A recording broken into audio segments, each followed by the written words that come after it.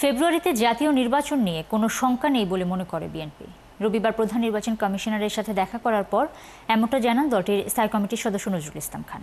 আর অন্যান্যদের সাথে আসন ভাগাভাগি নিয়ে দলের মধ্যে এখনও আনুষ্ঠানিক আলোচনা হয়নি বলে তিনি জানান। ফারজান আক্তারের প্রতিবেদন। ত্রয়োদশ সংসদ নির্বাচনের প্রস্তুতি নিয়ে আলোচনার জন্য নির্বাচন কমিশনে আসে বিএনপির স্থায়ী কমিটির সদস্য নজরুল ইসলাম খানের নেতৃত্বে একটি প্রতিনিধি দল। প্রায় 1.5 ঘন্টার বৈঠক শেষে নজরুল ইসলাম খান জানান, ভোটের প্রস্তুতি সম্পর্কে জানতে সিইসির সঙ্গে বৈঠক করেছেন তারা। আমরা তো যতটুকু জানি যে প্রধান বা উপদেষ্টা মহোদয় বলেছেন নির্বাচন হবে, নির্বাচন কমিশন প্রস্তুতি নিচ্ছে। তারপরে কিসের ভিত্তিতে কোন ক্ষমতার বলে উনি বললেন, এটা এ ব্যাপারে বোধহয় তাকে জিজ্ঞেস করলে ভালো হয়।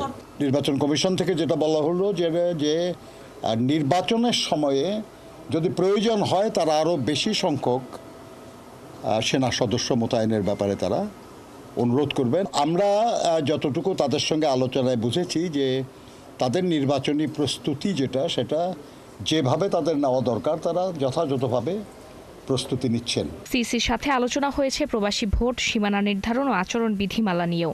আরপিও সংশোধনী নিয়ে এই মুহূর্তে দলটির কোনো দ্বিমত নেই বলে জানান নজরুল ইসলাম খান। এই মুহূর্তে আরপিও নিয়ে নতুন খুব মেজর কোনো সমস্যা আছে বলে আমার কাছে মনে হয় না। এক প্রশ্নে তিনি বলেন, অন্যান্য দলের সাথে আসন ভাগাভাগি নিয়ে নিজেদের মধ্যে এখনো কোনো আলোচনা হয়নি। আসন ভাগাভাগির বিষয়ে কোনো আলোচনা আমাদের দলে এখনো হয় নাই। আপনি জানেন যে আমাদের দলের ভারপ্রাপ্ত চেয়ারম্যান বলেছিলেন যে যারা আমরা যুগপৎ আন্দোলনে একসাথে কাজ করেছি তারা আমরা সবাই মিলে একসাথে থাকব। চলতি সপ্তাহে ভোটের রোডম্যাপ ঘোষণার কথা রয়েছে নির্বাচন কমিশনের। শঙ্কার বিষয়ে যারা ফারজানা আক্তার, ৭১, ঢাকা।